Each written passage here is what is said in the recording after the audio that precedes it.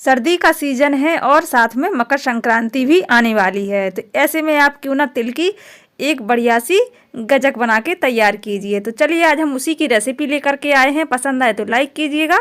तो हमने ले ली है 1 कटोरी तिल, जो सफ़ेद तिल आते हैं मार्केट में धुले हुए साफ, तो उनको हमने ले लिया है। 1 कटोरी लिए हैं, देखिए एकदम साफ़ है।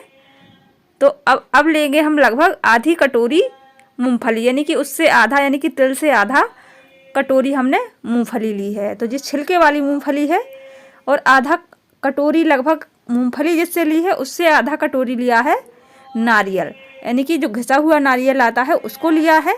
आप चाहें तो स्किप कर सकते हैं। तो अब लेंगे एक कढ़ाई और उसमें डालेंगे तिल। तिल को अच्छे से भून लेंगे, क्योंकि तिल में जो भी मॉइस्चर होगा वो ख़त्म हो जाएगा और एक बढ़िया सा टेस्ट आ जाएगा। तो इसको हमें भूनना बहुत ज़रूरी होता है।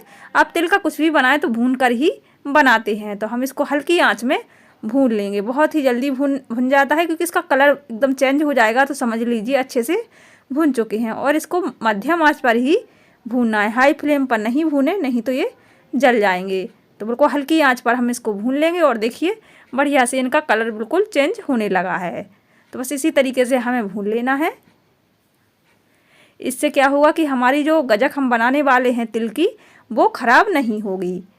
काफ़ी लंबे समय तक आप इसको स्टोर भी कर सकते हैं। तो हम इसको अच्छे से भून लेंगे तिल को।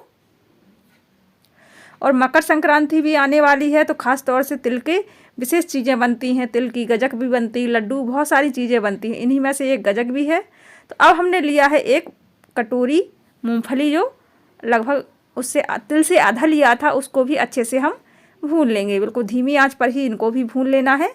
और इन जब भी मूंगफली को भूंजते हैं तो लास्ट में जो चटकने की आवाज़ आने लगे तो परफेक्ट भुन जाती है। तो देखिए बढ़िया से हमारी जो मूंगफली है वो भुन चुकी है। इसको निकाल लेंगे एक कटोरी में। और इसका हमें छिलका निकाल लेना है, छिलके को हम इस्तेमाल नहीं करेंगे। और देखिए छिलका हमने निकाल लिया है।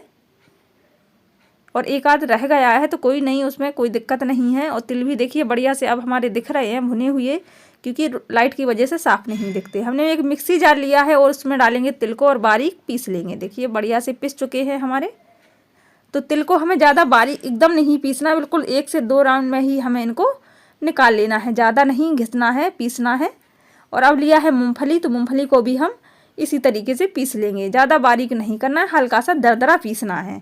तो मूँगफली भी हमने पीस के रेडी कर ली है। तो इन दोनों को साथ में मिक्स कर देंगे, तिल को और मूंगफली को। और जो नारियल हमने लिया था उसको भी ले लेंगे साथ में। तो इन सारी चीज़ों को लिया है। और लगभग 1.5 कटोरी हमने गुड़ लिया है। ये गुड़ है, विंटर का सीजन है तो गुड़ बहुत ही फ़ायदेमंद होता है। तो आप गुड़ की चीज़ें बना सकते हैं और खा सकते हैं, क्योंकि बहुत ही हेल्दी होते हैं। तिल भी होता है और गुड़ भी होते हैं। तो इसमें हमने कढ़ाई में जो मखाना बॉल्स बनाए थे, इसी कढ़ाई से अभी बनाए हैं।